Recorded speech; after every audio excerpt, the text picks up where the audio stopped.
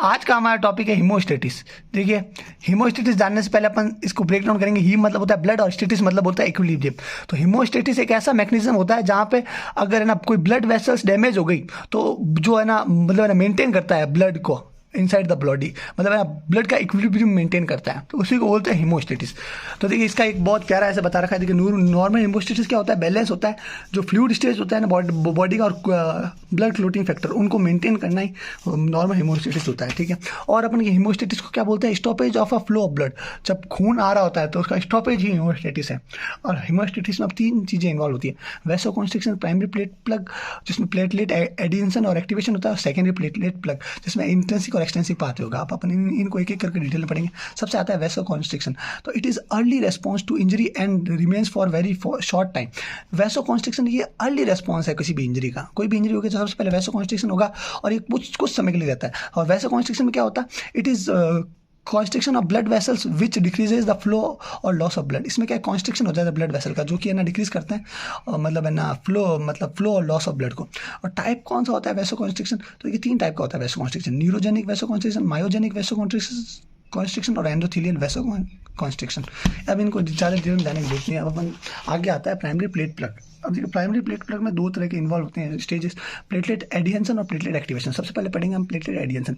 तो platelet addition पढ़ने के लिए अपन देखिए जो हेल्थी एंडोथेलियल सेल होती है उसमें वॉन विलिब्रियन फैक्टर होता है, और डैमेज हो जाती है एंडोथेलियल सेल तो ये वॉन विलिब्रियन फैक्टर रिलीज हो जाता है। और वॉन विलिब्रियन फैक्टर में हुक पार्ट भी होता है, स्टिकी पार्ट भी होता है। स्टिकी पार्ट क्या होता है, ये बाइंड करता है एंडोथेलियल मतलब लाइनिंग से, और हुक पार्ट होता है ये बाइंड करता है सराउंडिंग प्लेटलेट से। तो जो प्लेटलेट होगी जिसमें GBIB रिसेप्टर होगा तो उससे हुक पार्ट बाइंड हो जाएगा वॉल विलिब्रियन फैक्टर का। तो अब तो अपन बोल सकते हैं प्लेटलेट एडिशन वो प्रोसेस होता है जहाँ पे प्लेटलेट बाइंड होती है नॉन प्लेटलेट से, और वो किससे, IgB रिसेप्टर होता है प्लेटलेट का, और वो नॉन प्लेटलेट कौन सा है, वो hook part of von Willebrand factor. तो ये प्लेटलेट एडिशन, प्लेटलेट का बाइंड करना नॉन प्लेटलेट से, तो ये प्लेटलेट एडिशन। और प्लेटलेट एडिशन होगा तो प्लेटलेट एक्टिवेशन भी होगा। तो प्लेटलेट्स में जहाँ पे GPIB रिसेप्टर होगा वो बाइंड कर देगा hook part of von Willebrand factor से, तो प्लेटलेट एक्टिवेट हो जाएगी। जैसे ही वो बाइंड करेगा तो प्लेटलेट एक्टिवेट हो जाएगी और उसी को बोलते हैं हम प्लेटलेट एक्टिवेशन।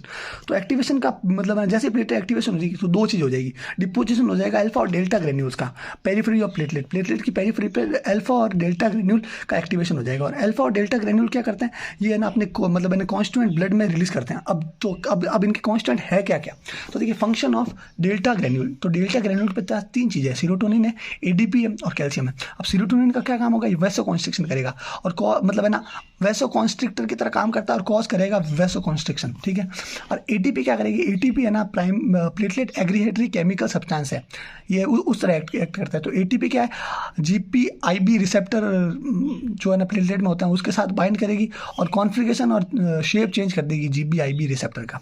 तो और जैसे ही मतलब है ना चेंज होगा कॉन्फ़िगरेशन GPIB रिसेप्टर का, तो एक प्लेटलेट बाइंड कर देगी अलग दूसरे प्लेटलेट से, और यही करा देगी प्लेटलेट एग्रीगेशन। तो देखिए प्लेटलेट एग्रीगेशन जो वो प्रोसेस है जहाँ पे प्लेटलेट बाइंड करती है प्लेटलेट सरफेस से। ठीक है, और क्यों करती है, क्योंकि ATP आता है, ATP प्लेटलेट एग्रीगेटरी केमिकल सब्सटेंस काम करता है और ये है ना GPIB रिसेप्टर को चेंज कर देता है उसकी कॉन्फ़िगरेशन, और उससे प्लेटलेट दूसरे प्लेटलेट से बाइंड हो जाती है और उसे बोलते हैं प्लेटलेट एग्रीगेशन।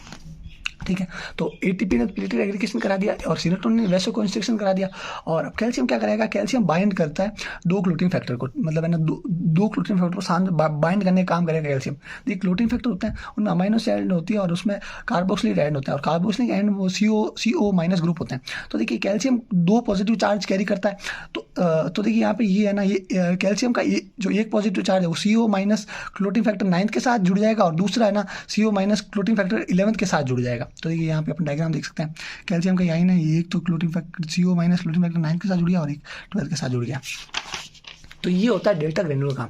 तो सीरोटोनिन वैसो कॉन्स्ट्रिक्टर का काम करता है, ATP क्या करता है, ये अपने है ना मतलब है ना GPIB रिसेप्टर की कॉन्फ़िगरेशन चेंज कर देता है और प्लेटलेट एग्रीगेशन कर देता है, और कैल्शियम बाइंड कर देता है दो क्लोटिंग फैक्टर को, जो कि है ना 9th और 11th है।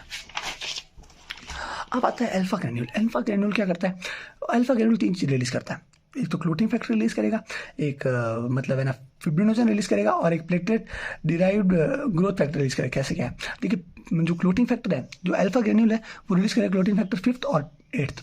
और अल्फा ग्रेन्यूल्स है वो फिब्रिनोजन रिलीज करेगा जो कि हेल्प करेगा क्लोटिंग में।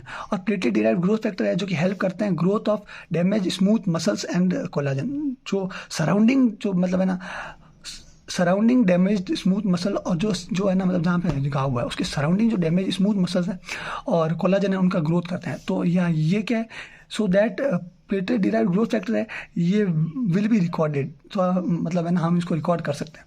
तो so as this factor derive from platelet, और जैसे कि ये है ना जो मतलब फैक्टर है ये प्लेटलेट डिराइव हुआ और ये प्रमोट करता है ग्रोथ को, इसीलिए हम बोलते हैं प्लेटलेट डिराइव्ड ग्रोथ फैक्टर। ठीक है, अब अपन आते हैं सेकेंडरी प्लेटलेट प्लग पे। सेकेंडरी प्लेटलेट प्लग में क्या होता है, कोगुलेशन का काम होता है। अब सबसे पहले तो अपन का कोगुलेशन काम होता है, पर सबसे पहले अपने दिमाग में आना चाहिए कोगुलेशन होता क्या है। तो कोगुलेशन वो प्रोसेस है जहाँ पे सॉल्युबल फिब्रिनोजन कन्वर्ट हो जाता है इनसॉल्युबल फिब्रिन स्टैंड में।